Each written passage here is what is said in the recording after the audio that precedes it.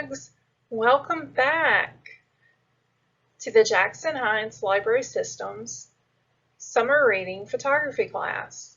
I'm Shannon, and this week we're going to be discussing how to use color to compose our photographs. So come along and we will get started. Color is one of the most obvious elements of photography composition. Have you ever wondered why there were so many photographs of flowers or sunsets? Color is the reason. Color has two functions in photography. The first is to grab the attention of the viewer, and the second is to set the mood of the photograph. And we want to use color to its fullest extent by incorporating both of these functions into our images. Utilizing color to grab attention is rather straightforward. Generally, what is required is saturated or intense color. This type of color tends to grab the attention of the viewer and focus it on that area of color. And furthermore, the color tends to keep the viewer's attention for an extended period of time. When the viewer's eyes do wander, the color tends to bring their attention back. There are a couple of primary ways to use color to grab the attention of the viewer. The first is to use very bold, saturated colors. An example of this would be a dramatic sunset. The second way would be to use colors contrasting off of each other. An example of this would be fall foliage, the contrast of the reds and the orange and the yellows of the leaves playing off of each other would catch the attention of the viewer and draw them into the photograph. So, using color in these ways to grab the attention is how we are able to compose our photos and consciously take better photographs. Now we are going to move on with how to use mood to set the tone for our photographs. Mood is a much more subtle application, and it's much more deliberate, but we should never perceive it as being less powerful. And different colors elicit different moods, such as blue tends to bring forth feelings of calm. And this is a reflection of how we perceive the color in nature. The deep, calm ocean is blue. Our peaceful, cloudless skies are blue. So if a photographer is wishing to create a feeling of calm in an image, they should include blue objects in the image, such as a blue stream or a blue lake, or in this case, the blue ocean. Now let's move forward and look at some other colors and the type of emotions that they elicit. Colors that are warm, such as red, orange, yellow, these are going to elicit feelings of warmth. This photograph gives off a feeling of fire and energy by using these warm tones against this dark background. So, to summarize what we have gone over so far, color is a very powerful tool in photography, and it's one of our easiest tools to utilize. We can use color to grab the attention of our viewer, and we can use color to set a particular mood that we are trying to elicit in our viewer. So moving forward, we are going to look at some photographs and become more familiar with knowing what type of white color is being used. For example, in this particular photograph, this would be grabbing the attention of the viewer by using contrasting colors. This photograph contains items that are pastel, so they're not going to be as powerful as a red or orange and yellow, but it's the same theory and practice. It's much more subdued and tranquil than your bold pops of color, but it's still the same concept being used. In this photograph, we have creams and pinks and oranges and silvers playing off of each other.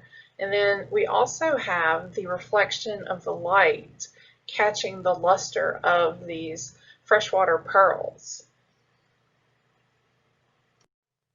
And in this photograph of a slice of watermelon, we definitely have a pop of color to bring in the attention of the viewer, to draw us in and see the texture of the watermelon, and you can almost feel how it would taste in your mouth.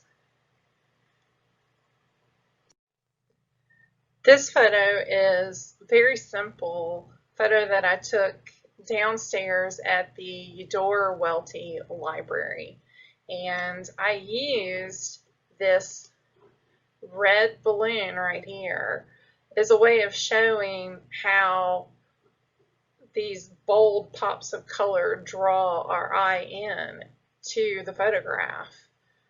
And from there, we look around at the different books, but we are still going to look back at the red balloon. This photo was taken in New York City on 34th Street. And it is another example of how color draws us in. Instead of a red balloon, we have a red umbrella. And these pops of red here at the umbrella, and over here at signage, and the red on the bus, and then the red of Bullwinkle, they take us through the photo and draw our eye down. And that is how we can use color to compose our photographs. I have a serious soft spot for photographing flowers. They are one of the easiest subjects to photograph. They're beautiful, they're colorful, they are continuously changing. In this photo, we have an example of how the saturated pop of color brings us in and draws our eye. And we look at the other flowers, but we're going to continuously go back to these bright pink peonies on either side of the photograph.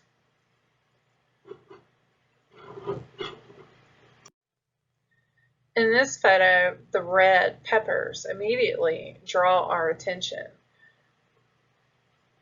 but the green celery also grabs our eye because red and green are on opposite sides of the color wheel, and so when colors are on complete opposites of each other, in the case of red and green, they attract and distract from each other. And so it creates this contrast that is appealing to the eye.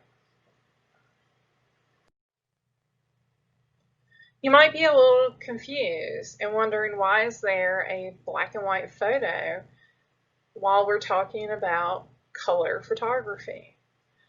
And this is just to show the example again, just like in the previous slide, where the red and green were contrasting with each other. Here we have the white and the black playing off of each other and just really bringing the eye to the flowers, these delicate little gardenias. And their beauty is really just captured in this photograph very well. I wanted to include this photo to show how a general snapshot type of photograph uses color as well. These are just some balloons sitting around a card, and we have this pop of red, and we dance around between the red of the card and the red of the balloon and the yellow and the slight green, and then the white and the silver kind of blend together and bring us back around, and we're in this continuous circle of color. It's really eye-grabbing because of the use of color. Here we have color playing both roles. We have these fall leaves, this red and these orange and yellow tones contrasting off of each other, grabbing the attention, but these same tones are also eliciting these feelings of warmth and fuzzy sweaters and fall and all of those things. Pumpkin spice.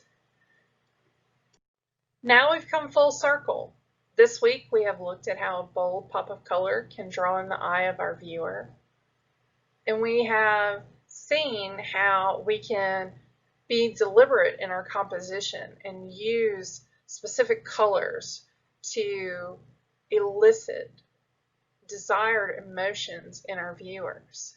And we've also seen how these two can work in tangent with each other, drawing in our viewer and eliciting specific emotions at the same time, thus creating beautiful photographs.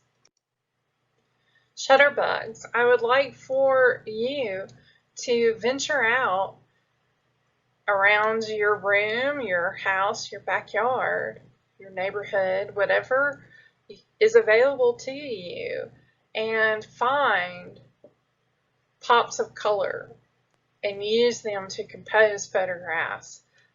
Be deliberate in your composition and think, how can I create a photograph that elicits a feeling of calm and peace? Remember to tag us in your photos if you're able to use Instagram at JHLS_Shutterbugs. We are looking forward to seeing your photographs. And that's all we have for today, and we will see you next week.